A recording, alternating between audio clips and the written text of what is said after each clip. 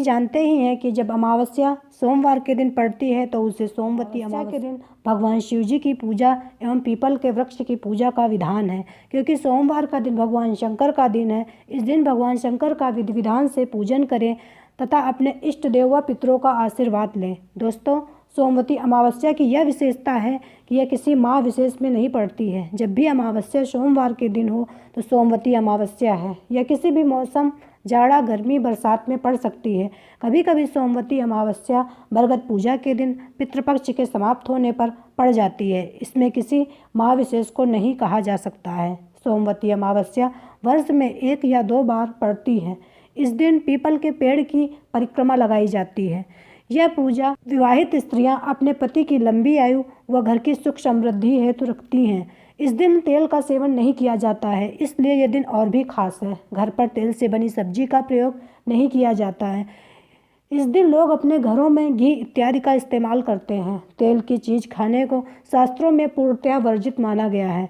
हम आपको यह बताते हैं कि स्त्रियां इस दिन क्या करें तथा किस विधि से पूजन करें। सर्वप्रथम प्रातः उठकर किसी पवित्र नदी में स्नान करें, या न हो पाए तो गंगा जल या किसी भी नदी के जल को घर के जल में डालकर स्नान करें। उसके बाद शिवलिंग की पूजा करें। बेलपत्र, फूल, चंदन, अक्षत, दूध के द्वारा भगवान के सामने हाथ जोड़कर प्रार्थना करें। पीपल के पेड़ के कम से कम 14 बार हाथ में जौ, फूल, मेवा, बिस्किट, टॉफ़ी इत्यादि से परिक्रमा करें तथा पीपल के पेड़ में जनेऊ लपेटें, अर्थात सफ़ेद कच्चा सूत्र या धागे से 108 बार फेरी लगाएं।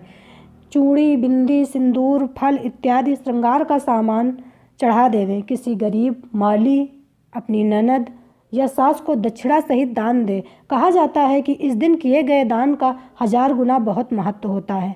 सोमवती अमावस्या के दिन शरीर में तेल नहीं लगाना चाहिए, बिल्कुल भी तेल का स्पर्श नहीं करना चाहिए। तामसिक चीज़ें, लहसुन, प्याज इत्यादि का सेवन बिल्कुल भी। वेद पुराणों में कहा गया है इस दिन जो लोग दान करते हैं उनको बहुत पुण्य प्राप्त होता है। अब हम लोग इस पूजा से संबंधित कथा का श्रवण करते हैं कि क्यों पीपल के पेड़ की पूजा तथा परिक्रमा की जाती है। इस बात का विशेष ध्यान रखें, जो विवाहित स्त्री पहली बार पीपल के पेड़ की परिक्रमा लगाए उसे धान और पान की परिक्रमा करनी चाहिए।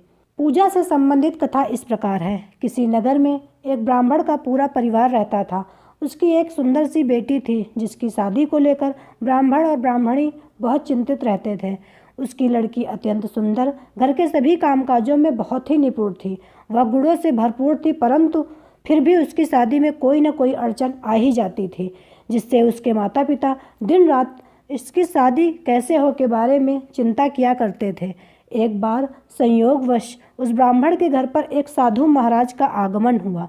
ब्राह्मण दंपति एवं उसकी बेटी ने उनकी खूब खातिरदारी व सेवा की, जिससे साधु जी बहुत प्रसन्न हुए और सबको आशीर्वाद दिया तथा बेटी को दीर्घायु होने का आशीर्वाद दिया। उसके पिता ने कहा, बाबा जी, मेरी बेटी की शादी नहीं हो रही है, कोई सुयोग लड़का देखता हूँ तो कोई न कोई अड़चन आ ही जाती है।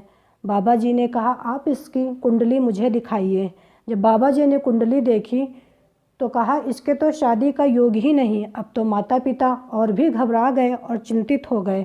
उन्होंने इसका उपाय महाराज जी से पूछा तो उन्होंने कहा कि पास के गांव में एक सोना नामक धोबिन अपने बीमार पति एवं लड़के बहू के साथ रहती।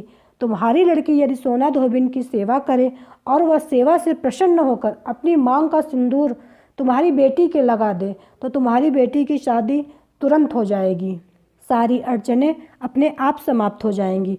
सोना धोबिन बहुत ही पतिव्रता स्त्री है। ब्राह्मण की बेटी सुबह उठकर चुपचाप अंधेरे में ही सोना धोबिन के यहाँ सारा कार्य करके चली जाती। सास बहू को इस बात की खबर ही नहीं थी। 8-10 दिन ऐसे ही चलता रहा। सास सोचती बहू करती, बहू सोचती माँ करती। एक दिन सासू माँ जल्दी उठकर इसकी खोजबीन करने लगी कि यह काम कौन करता है। दूसरे दिन धोबिन और उसकी बहू छिपकर देखने लगी और पकड़कर पूछा, तुम कौन हो? तो उस ब्राह्मण की लड़की ने अपनी सारी व्यथा सुनाई। सोना धोबिन उसके काम से खुश होकर अपनी मांग का सिंदूर उसके लगा दिया। ब्राह्मण लड़की के सिंदूर लगाते ही सोना धोबिन के पति ने प्राण त्याग दिया। संयोगवश उस दिन सोमवती अमावस्या का ही दिन था। वह धोबिन तुरंत दौड़ते दौड़ते पीपल के पेड़ के नीचे गई और परिक्रमा के लिए कुछ नहीं था तो उसने ईंट के टुकड़ों से 108 बार पीपल की फेरी लगाई। परिक्रमा पूरी होते ही सोना धोबिन के पति में जान आ गई। इस दिन के बाद से ही हर सुहागिन स्त्री अपने पति की लंबी आयु के लिए पीपल के पेड़ की पूजा तथा परिक्रमा करती है। उसके कुछ दिन बाद ब्राह्मण की कन्या का विवाह एक सुयोग्य वर के साथ हो जाता तथा वह वैवाहिक जीवन सुख से व्यतीत करने लगी।